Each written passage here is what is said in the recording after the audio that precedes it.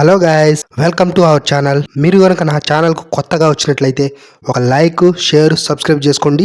అలాగే నా నుంచి ప్రతి అప్డేట్ మీకు రావాలంటే బెల్ ఐకాన్ ఆల్లో పెట్టుకోండి. సో ఇప్పుడు మనం మ్యాటర్లోకి వెళ్ళిపోదాం. గైస్, చాలా మంది వీడియో అయితే చూస్తున్నారు కానీ వీడియోని లైక్ చేయట్లేదు.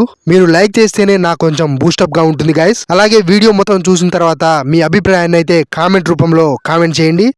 గేమ్ చేంజర్ మూవీ ఫలితం అనుకున్న స్థాయిలో లేకపోయినా ఈసారి ఎలాగైనా హిట్ కొట్టాలనే కసితో ఉన్నాడు గ్లోబల్ స్టార్ రామ్ చరణ్.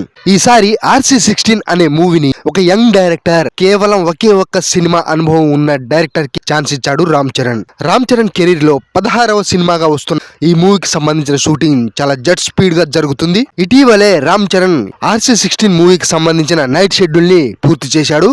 ఇక ఈ మూవీకి సంబంధించిన చాలా కీలక సన్నివేశాలు ఈ నైట్ షెడ్యూల్ లో తెరకెక్కించారన్నట్లుగా తెలుస్తుంది. వీలైనంత త్వరగా, ఎంత ఫాస్ట్ గా అయితే అంత ఫాస్ట్ గా ఈ మూవీకి సంబంధించిన షూటింగ్ ని కంప్లీట్ చేయాలని చూస్తున్నారంట మూవీ యూనిట్. ఎట్టి పరిస్థితుల్లోనూ ఈ మూవీకి సంబంధించిన షూటింగ్ మొత్తం ఆగస్టు కల్లా ఫినిష్ చేయాలనేసి టార్గెట్ గా పెట్టుకున్నారట.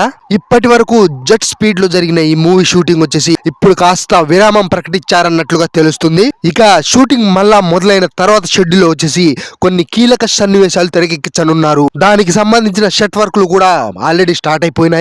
అతి త్వరలో మళ్ళీ మూవీ షూటింగ్ అనేది స్టార్ట్ కాబోతుంది. అయితే ఈ మూవీకి వర్కింగ్ టైటిల్స్ గా చాలా రకరకాల పేర్లు వినిపిస్తున్నా కానీ అవేమీ నిజం కాదనేసి యూనిట్ సభ్యులు తెలిపారు. అసలు వర్కింగ్ టైటిల్ కాదు కదా, ఎటువంటి టైటిల్ కూడా ఇంకా ఫిక్స్ కాలేదని, కానీ చాలా టైటిల్స్ అనుకొని ఆలోచించి పెట్టారని తెలుస్తుంది.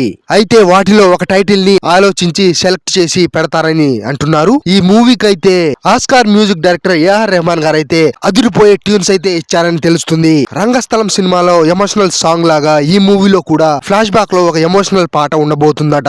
సెకండ్ హాఫ్ మొత్తానికి ఆ సాంగ్ నే టోటల్ BGM గా వాడినట్లుగా తెలుస్తుంది. ఫైనల్ గా ఫ్లాష్ బ్యాక్ వచ్చినప్పుడు పాట చూస్తున్నంత సేపు కన్నీళ్లు పెట్టని ఆడియన్స్ ఉండరు అని అంటున్నారు. సో ఏదేమైనప్పటికీ ఈసారి RC16 మూవీ మాత్రం ఇండియా మొత్తం గట్టిగా రీసౌండ్ చేయబోతుంది అనేసి అయితే మూవీ టీం చాలా గట్టిగా చెప్తున్నారు.